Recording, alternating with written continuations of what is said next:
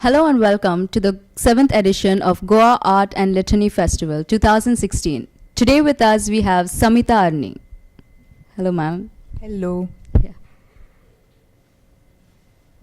So ma'am, you are an author and an illustration of the Mahabharata, A Child's View. What made you write this, or what inspired you to write this? So that's my first book. I've had two other books since then, Sita's Ramayana as well as The Missing Queen. The Mahabharata A Child's View was my first book. It was published when I was 12, and I didn't imagine at that time that I would be a writer. I started writing at 8, which was, as you can see, a very long time ago, ancient history now. But I started writing because my family had actually been posted to Pakistan when I was 5. And I went to Pakistan, I lived there for 3 years, and I came back at the age of 8 to India in 1992 at the time of Babri Masjid. And when I went to a school, the first mistake I made was when everyone asked me where I had come from, and mind you, this is the time of Babri Masjid, when Hindu-Muslim sentiment, there are lots of tensions, there's a lot of anti-Pakistan tension, this is on TV, this is on the newspapers all the time, and I come to a new school at the age of 8, and I tell everyone I'm actually from Karachi, Pakistan, because that's where I had just come from, that's where I've been living, even though my father had been an Indian diplomat serving at the Indian consulate there. And as a result, because everyone was watching all this anti-Pakistan stuff on TV, no one wanted to talk to me. So they started calling me, and they made so much. I mean, as you can imagine, children are very mean and they can be big bullies. And so they gave me this horrible nickname, which was Pagal Pakistani, or PP for short. So I spent my whole childhood being sort of harassed, being called a Pakistani. And I didn't have very many friends and I didn't have much to do, so I used to go home and read. And one of the books that I started reading was the Mahabharata. And it was a story that was very cathartic for me. I found this, the story of the Mahabharata, the Pandavas and the Kauravas, to me in many ways reflected the situation I felt as a child growing up, sort of stuck, sort of in between this whole conflict between India and Pakistan, not able to understand what the genesis of that conflict was, and also feeling very much like the way that the Pandavas and the Kauravas were treating each other was very much like India and Pakistan, siblings, cousins, so closely related, but at odds, at war at each other. And I felt much trapped in the middle, like many other characters of the Mahabharata.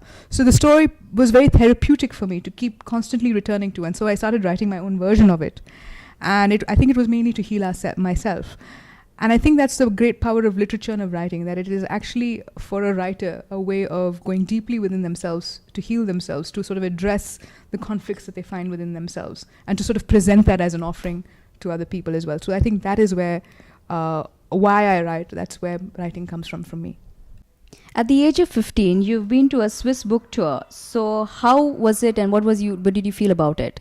A little terrified. I mean, I'm 32 now. And so I feel like I've done a lot of literary festivals and everything like that. But at 12, I published, my first book came out, and at 15, and for some reason it was weirdly successful. I got translated into a whole bunch of languages, including German, including French, Italian, and it was also published in Switzerland in German. And so I was invited to go to Switzerland on this book tour, and so I went all by myself at the age of 15 to Switzerland.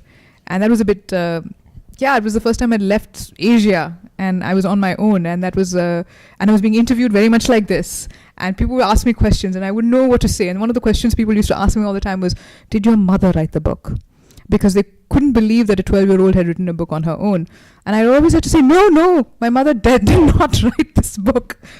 So I mean, it was actually quite a struggle, and it was very difficult in those ways. And I was often sent to schools because it's a children's book, and the students I were talking to were just a year or two younger than me, and I would feel terrible because what did I have to really say to them that was any more than what they are? So everyone wants to be a writer.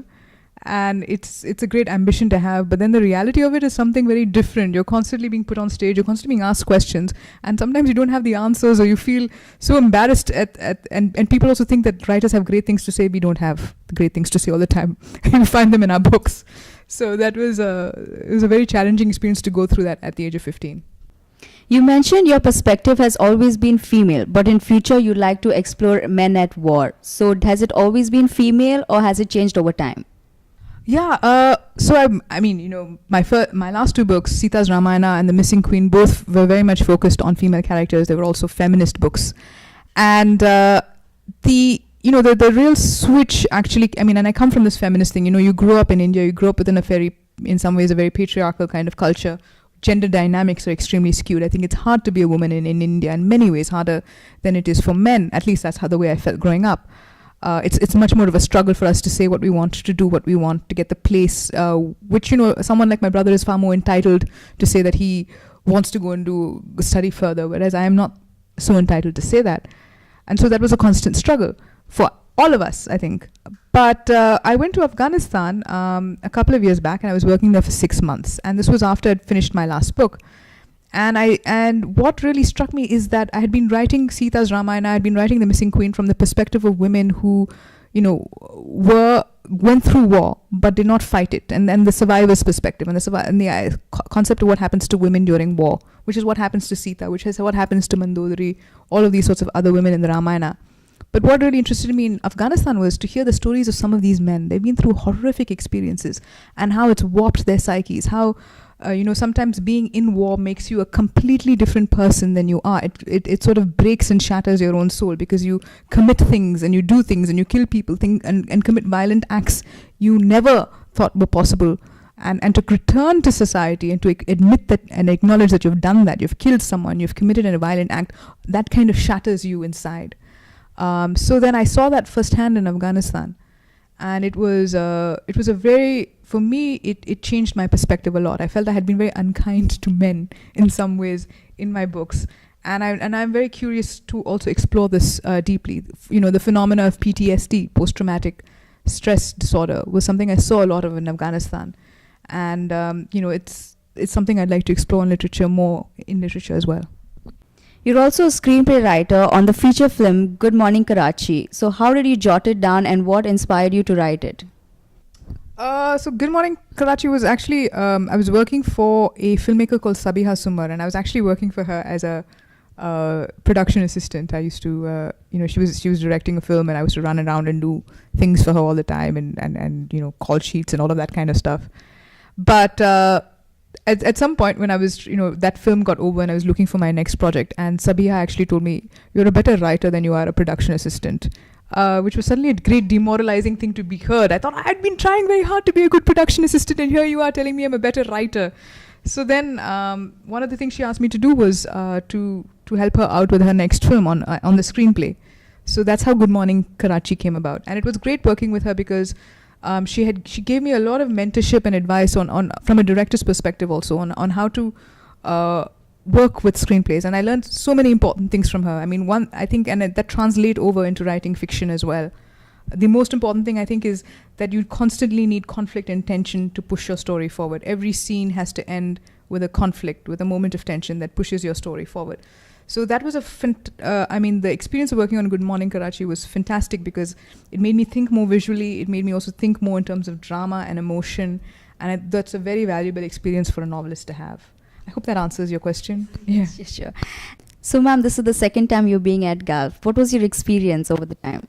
Oh, I really like GALF, and I liked it the first time around because I think there's a sense of freedom and relaxation here. I mean, perhaps it's just the Goa air, but you do let down your hair a bit, and I think you also have more of a freedom, because it's a place like Goa, to say certain things that might get you into trouble elsewhere. So you can really be free and speak your mind here in a way that's not always possible at another literature festival, at a bigger literature festival. And I think that when you speak your mind, that enriches the kind of conversations and the kind of engagements and the interactions you have. So I think that's the real, the real great spirit of GALF is the freedom to speak your mind. Thank you, ma'am, so much for being here. That was Samhita Arni with us today. I, Roxanne, signing off at the Goa Arts and Literature Festival 2016. Stay tuned for more updates.